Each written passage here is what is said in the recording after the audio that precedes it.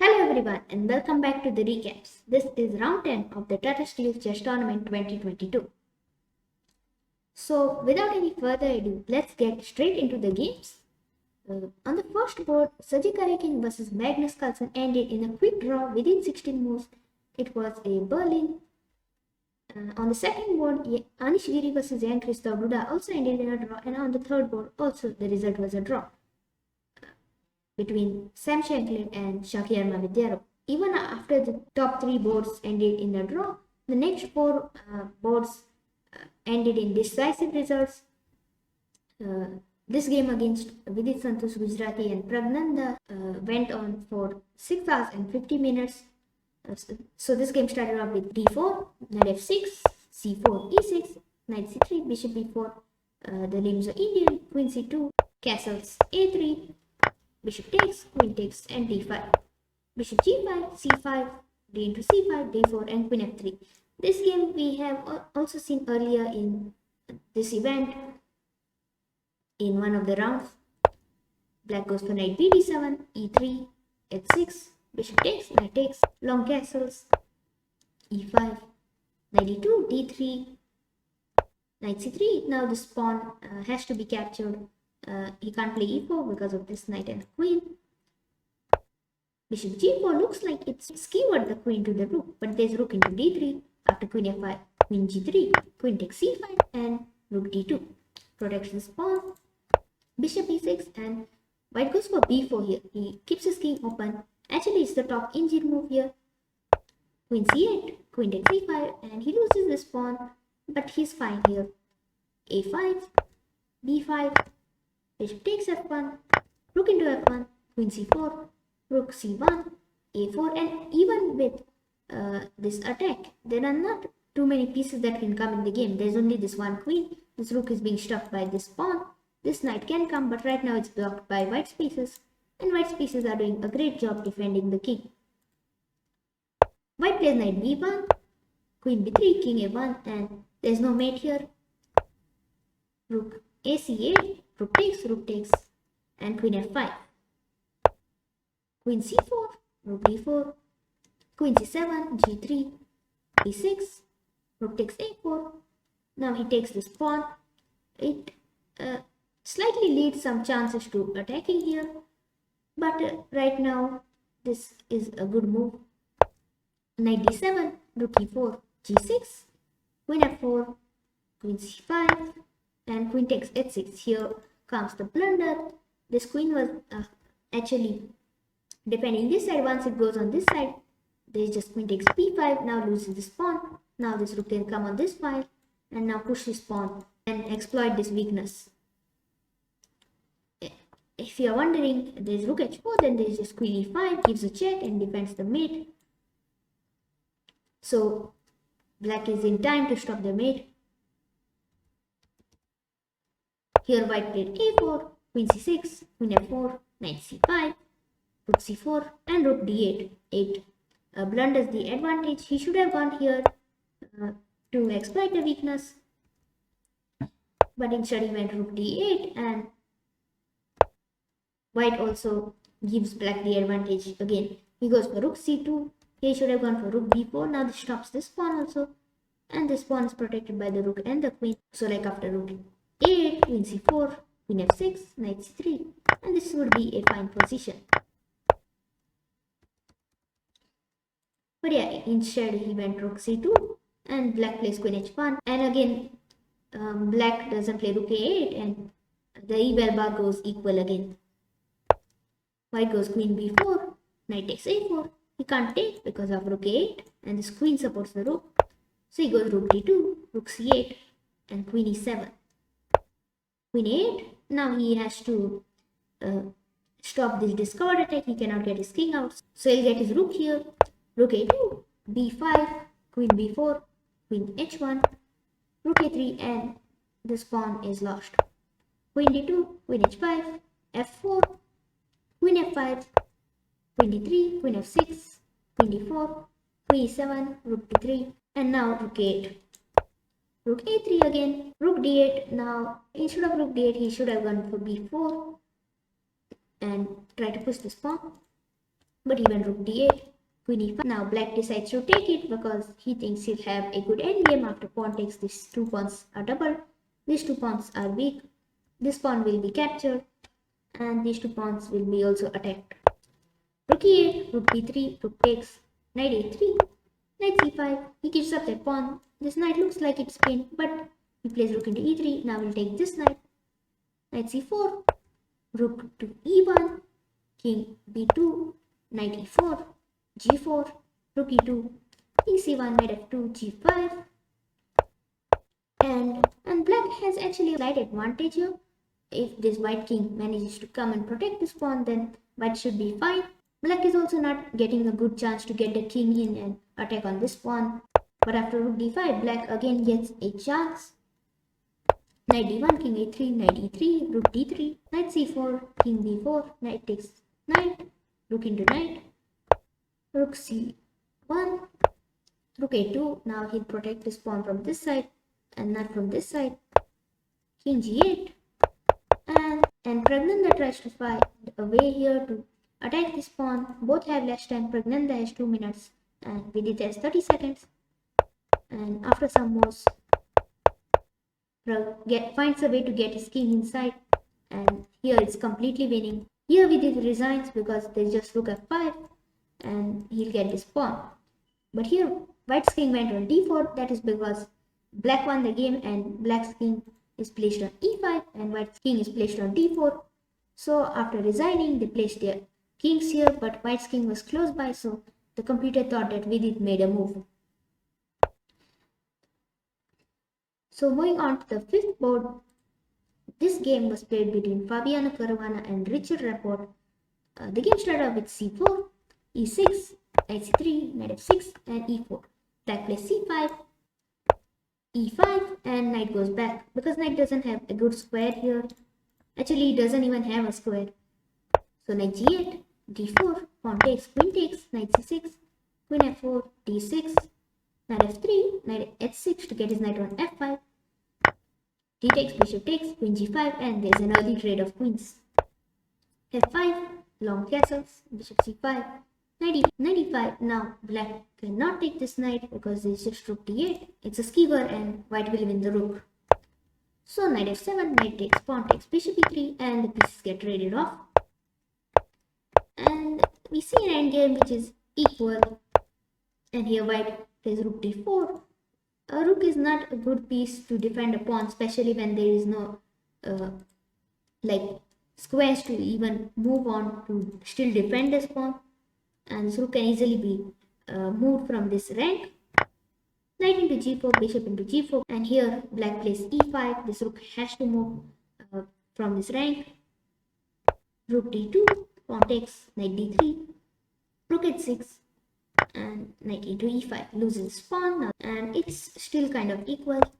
Rook e6, knight takes g4, rook e4, knight f2, rook takes c4 with a check, and then there is a trade of rooks, and it's actually quite equal here.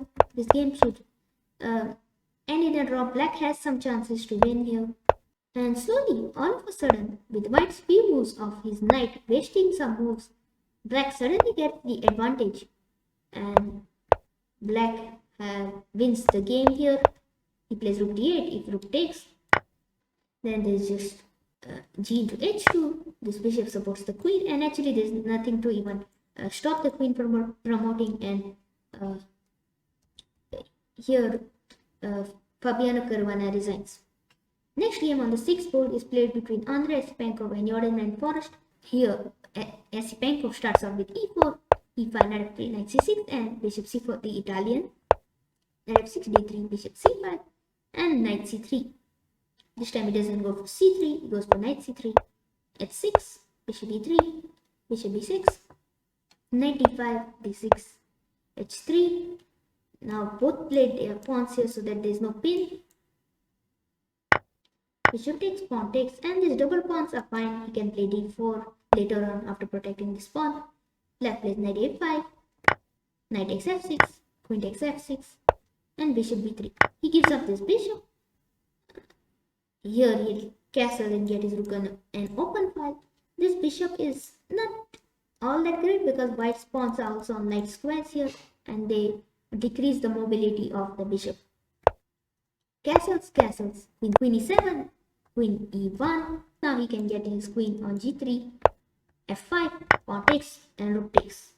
Queen b4, c5, queen e4, bishop e6, knight h4, and white gets his pawn on e4, and now there are no double pawns because black played f5 to open the position.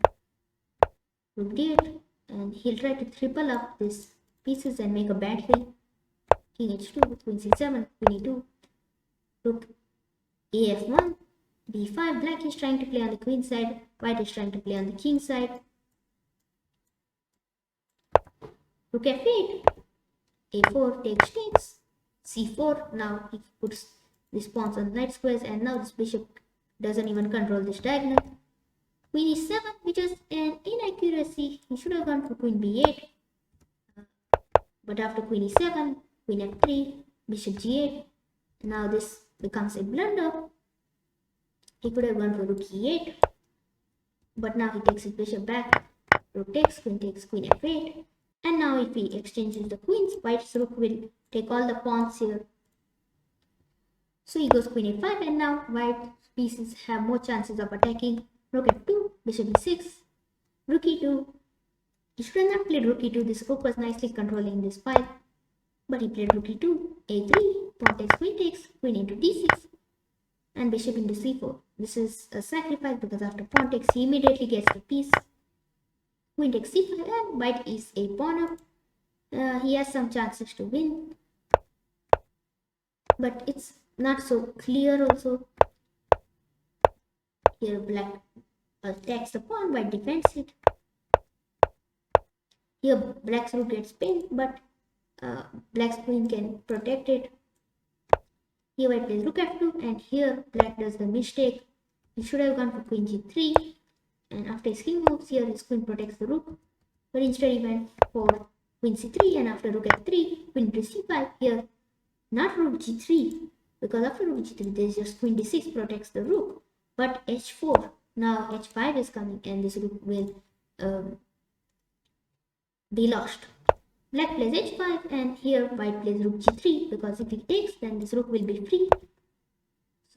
He has to play queen on this rank. He plays queen d6, rook g5, another best move. Now he attacks these two pawns.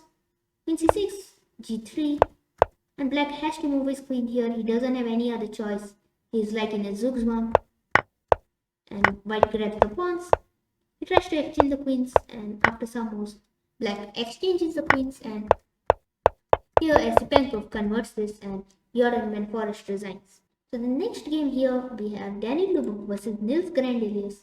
This game in the end game was a very up and down game.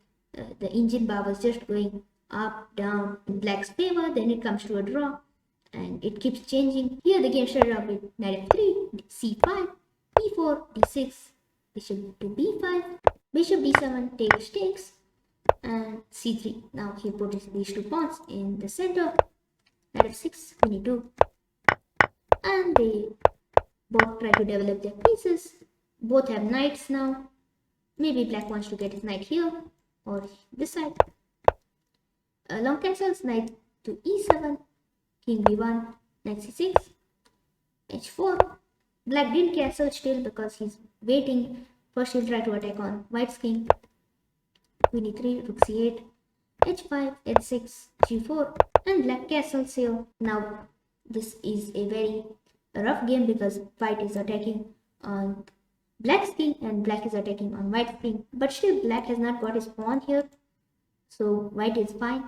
a3, knight e7, knight h4, knight b6. Black gets his pieces in the game. Black doesn't want a queen trade.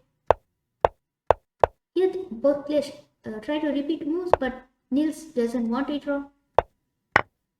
Here he takes this knight, queen takes, which is a blunder because after rook takes, pawn takes, queen c4, these two pawns are weak.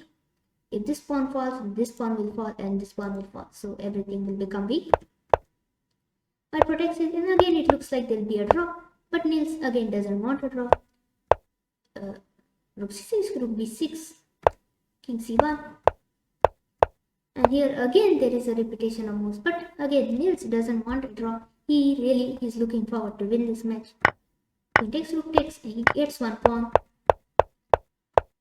Here black plays b5, rook c1, knight e5, knight d2, b4, and takes, which is a blunder. He should have gone for c4. This rook is kind of trapped here. Still it's equal and black has a slight advantage. Instead he took, rook takes, king c3, knight c6. Black gets this pawn, rook c8, king h7, and now this pawn will promote. Rook c7, a5, rook into f7, knight c6, f4, and white is looking forward to promote his pawn here. White controls the square of promotion, but black's pieces are also here. Here black plays knight b4, he should have gone for a2. If rook takes, then now knight b4, it's a 4. But instead he played it early, and here black still has a slight advantage. He blocks this rook from protecting it, but now the king comes. Still it's blocked by the rook, but this knight will come now. Knight b3, a2, knight a1, rook b1, and here Daniel Dubov does a blunder. Knight c2, he should have taken the knight, and after rook takes knight, king b3, he'll get his pawn. Even if he tries to attack this pawn, he'll take it, and after takes, black will have a slight advantage, but it is still equal. Instead, he played knight c2, and now black is winning. White tries to keep it equal by trying to promote his pawns and creating some counterplay. Black looks like he stopped it. He is actually he plays king g8, rook takes, king f8, rook c7, knight e6, rook c7, knight g5, and here he does a blunder. Now this game turns into a draw now. There is some repetition, but it is not a draw. Nils plays for a win. I must have repeated that line 4-5 times now. Rook e7, king f8, king d4, knight f7, king takes, rook into h5, king e4, rook g5, and here Dubov has 56 minutes and Nils has around 2 minutes here, and Daniel Dubov plays this move in a hurry, and this is a blunder because there is just knight h8, and Nils finds this in low time, because now after knight g6 there will be actually a triple attack. He'll get his pawn now. He should have gone for e6, but after knight h8, king e4, rook h7, he loses the pawn, and Nils converts this game, and Daniel Dubov resigns, and Nils Grandilis wins this game. There were 4 decisive games today, and all turned out to be upsets, and yeah. So let's move on to the standings. And these are the standings after round 10. Carlsen leads the tournament with 7 points out of 10, just half point in front of Giri, who is 6.5 points out of 10. Shakir Mamedov and Richard Rapport have 6 points out of 10. Andrei Sipenko, Sergey Karekin and Vidit Gujarati have 5.5 points. Vidit lost against Pragnanda, so he goes low on the standings. Fabiano Caruana has 5 points. Jan Christoph Duda and Jeroen van Forest have 4.5 points. Sam Shankland has 4 points. Daniel Dubov and Pragnanda have 3.5 points, and Nils Grandiles has 3 points. Thanks for watching. I hope you enjoyed this video.